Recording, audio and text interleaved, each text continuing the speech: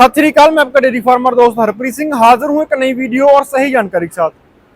दोस्तों, last video में हमने डिस्कशन किया था एचएफ नस्ल के फायदों के बारे में। आज की इस वीडियो में हम जानेंगे एचएफ गाय के फार्म में कौन कौन सी समस्याएं आती हैं, कौन कौन सी परेशानियां आती हैं, जानेंगे इन परेशानियों का कारण क्या होता है और समाधान आप कैसे कर सकते हैं।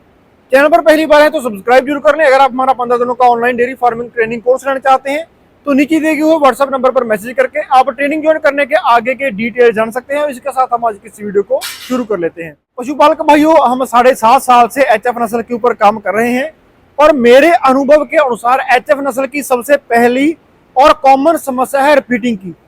रिपीटिंग का मतलब होता है जब कोई गाय गब्बर नहीं ठहरती है, वो बार बार रिपीट करती रहती है, हीट में आती रहती है, या जब किसी गाय की लगातार 3 से 4 बार एआई करने के बाद भी वो गाय गब्बर नहीं होती, उसको हम बोल देते हैं रिपीटर काऊ। दोस्तों, बाकी सारी नस्लों की तुलना में एचएफ गाय की जो रिपीटिंग की समस्या है ये सबसे ज्यादा है और ये बात बिल्कुल सच है। अगर हम बात करें एचएफ गाय की रिपीटिंग एवरेज की तो वो तकरीबन 20% है। आसान शब्दों में अगर हम कहें तो मान लीजिए कोई 100 एचएफ गाय का फार्म है, उसमें बहुत ज्यादा चांसेस हैं कि उस 100 गाय में से 20 गाय रिपीटर होंगी। दोस्तों, यही को लेकर हम डेयरी फार्मर्स में आपस में जब भी बात होती है तो अगर कोई फार्मर बोले कि मेरे फार्म पर कंसेप्शन रेट 80% का है तो उसको बहुत ही बढ़िया माना जाता है। यानी कि अगर 10 गाय में से 8 गाय गब्बर रह जाती है और 2 गाय रिपीटर हो जाती है तो उसको बहुत ही अच्छा कंसेप्शन रेट माना जाता है। इस साल अपने डेयरी फार्म का कंसेप्शन रेट 95% का है और 2020 में अपने फार्म का कंसेप्शन रेट था सिर्फ 65%। उस साल हमसे फीडिंग में कुछ गलतियां हुई जिसके कारण बहुत सारी गाय रिपीट कर गई, जिसके बारे में हम डिटेल में किसी अलग वीडियो में बात करेंगे। दोस्तों, बहुत सारे पशुपालक भाई कहते हैं कि अगर 20% गाय फार्म में से रिपीट कर जाती हैं फिर तो डेयरी फार्मर का मुनाफा बहुत ही कम हो जाएगा। तो ये 20% का जो डाटा है रिपीटर काऊ का, ये नॉर्मल है। जिन डेयरी फार्म्स पर फीडिंग का सिस्टम बहुत ही अच्छा है, फार्म की मैनेजमेंट बहुत ही तगड़ी है, वहां पर ये 10 से 15% ही रह जाता है। और इस 10 से 15% केस को हैंडल करने के लिए हम काफी सारे तरीके बनाते हैं, जैसा कि सिंक्रोनाइजेशन हो गया। सिंक्रोनाइजेशन इन दिनों में काफी ज्यादा पॉपुलर हो रही है डेयरी फार्म्स में। तो सिंक्रोनाइजेशन की हेल्प से ये रिपीटर केसेस 5 से 10% और कम हो जाते हैं और अपने डेयरी फार्म्स पर आपको 7 से लेकर के 10% ही रिपीटर केसेस देखने को मिलते हैं। तो दोस्तों, इस तरीके से हम रिपीटर काउस को हैंडल करते हैं। और दोस्तों, रिपीटर काउ का मतलब ये नहीं होता कि वो पक्के तौर पर ही अब रिपीट करती जाएगी, वो कंसीव कभी करेगी नहीं। देखिए, डेयरी फार्म पर जो एआई होती है वो सीजन वाइज होती है। हम अपने पशु की एआई इस चीज को ध्यान में रख के करते हैं कि गाय डिलीवरी दे सर्दी के मौसम में। अगर गाय उस 3 से 4 महीनों के गैप में कंसीव नहीं करती है तो वो नेक्स्ट ईयर कंसीव कर जाती है। ऐसा नहीं होता कि अब वो जिंदगी भर वो गाय कंसीव करेगी नहीं, वो गब्बर होगी ही नहीं। अगर एक गाय 1 साल को मिस कर देती है तो वो अगले साल कंसीव कर जाती है। इस चीज के बहुत ज्यादा चांसेस होते हैं। दोस्तों, अगर हम बात करें कि एचएफ नस्ल में बाकी सारी नस्लों की तुलना में रिपीटिंग की समस्या ज्यादा क्यों है, तो देखिए, इसका एक सीधा सीधा सा मेन कारण ये है कि ये सबसे ज्यादा दूध देने वाली नस्ल है और ज्यादा दूध देने के कारण कई बार हम अपने पशु की जरूरत को जब पूरा नहीं कर पाते, उसको उतनी अच्छी क्वालिटी की फीड नहीं दे पाते, या उस फीड से उस गाय को उतना न्यूट्रिशन नहीं जा पाता जितना उसको दूध बनाने के लिए चाहिए, तो उस वक्त हमें रिपीटर काउस के केसेस देखने को मिलते हैं। देखिए, एचएफ नस्ल का जो शरीर है ये काम इस तरीके से करता है कि उसका मेन फोकस होता है दूध तैयार करने पर, ज्यादा से ज्यादा दूध तैयार किया जाए।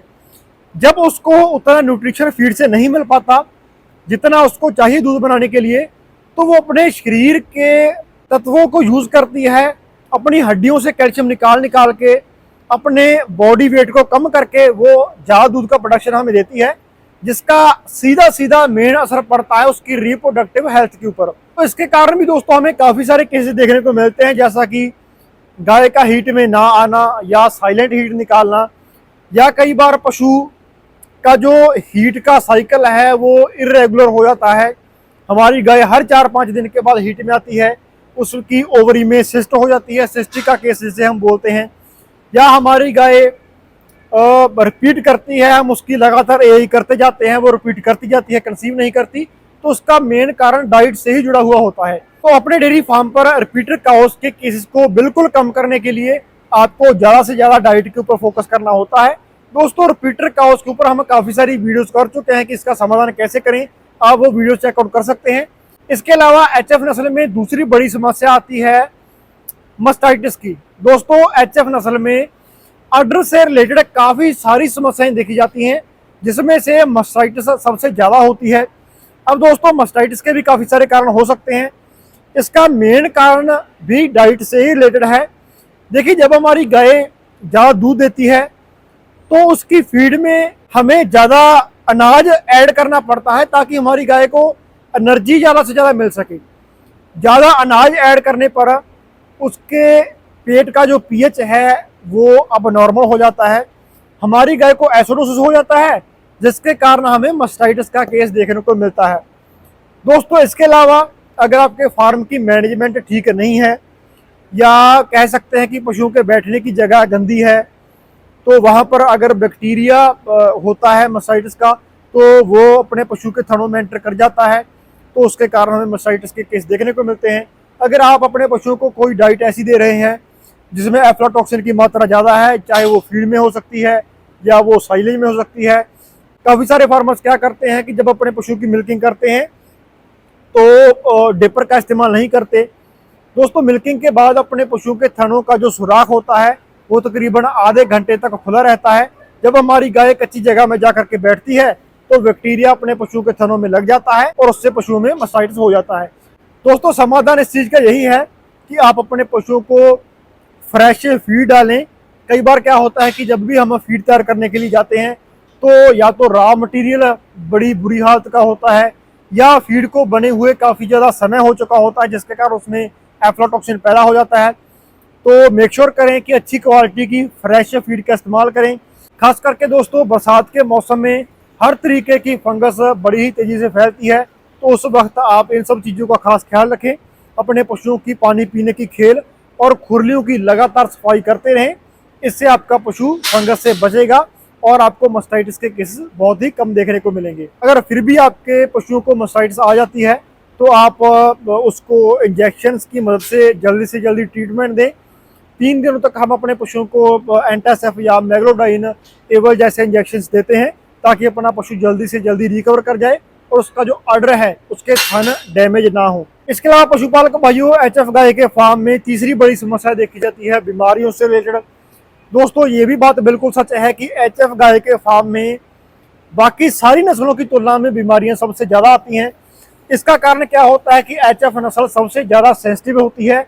सेंसिटिव का मतलब संवेदनशील होता है। दोस्तों, जैसा कि हमने लास्ट ईयर भी देखा कि लंपी स्किन डिजीज़ आई, उसमें सबसे ज़्यादा नुकसान हुआ एचएफ नस्ल की गायों का।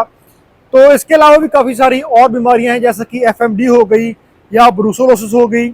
तो इन सब बीमारियों से हमें अपने फार्म को प्रोटेक्ट करने के लिए लगातार हर 6-6 महीने के बाद वैक्सीनेशन करनी पड़ती है। इसी के साथ साथ पशुओं के खुरों में भी काफ़ी ज़्यादा समस्या देखी जाती है। हमें लगातार अपने पशुओं की हूफ ट्रिमिंग करवानी पड़ती है। इसका एक मेन कारण दोस्तों ये भी होता है, जो फार्मर्स अपने डेयरी फार्म पर मिनरल मिक्सचर इस्तेमाल नहीं करते, उनके फार्म पर पशुओं में खुरों की समस्या आएगी ही आएगी।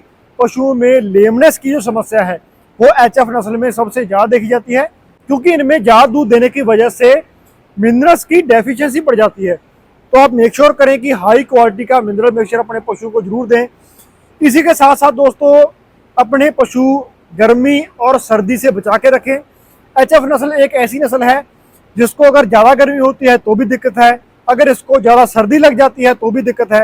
अगर हम बात करें अपने देश की देसी नस्लों की, तो दोस्तों उनको गर्मी से ज़्यादा प्रभाव नहीं पड़ता, ना ही ज़्यादा उनका दूध का प्रोडक्शन गिरता है और ना ही वो बीमार पड़ती हैं। पर एचएफ गाय के केस में आप ये देखिए कि जब भी ठंड के मौसम में बारिश पड़ जाती है या अपने पशु भीग जाते हैं बारिश में, तो उससे ही ये बीमार पड़ जाती हैं। जब तेजी से मौसम बदलता है उसके कारण भी अपने पशुओं को हल्का मौसमी बुखार हो जाता है। ये बुखार सिर्फ एचएफ नस्ल में ही देखा जाता है, ये होता है उसकी हाई सेंसिटिविटी के कारण। दोस्तों, यही मेन 3 समस्याएं होती हैं जो हम एचएफ गाय के फार्म में फेस करते हैं बाकी इतनी कोई टेंशन लेने वाली बात है नहीं। अगर आपके फार्म की मैनेजमेंट सही है, आप अपने पशु का पालन पोषण सही तरीके से करते हैं, आपके पशु की डाइट सही है, तो आप इन सब समस्याओं को ओवरकम कर सकते हैं। आज की इस वीडियो में बस इतना ही। मिलते हैं जल्द एक नई वीडियो में, तब तक के लिए सत श्री अकाल, हैव अ नाइस डे।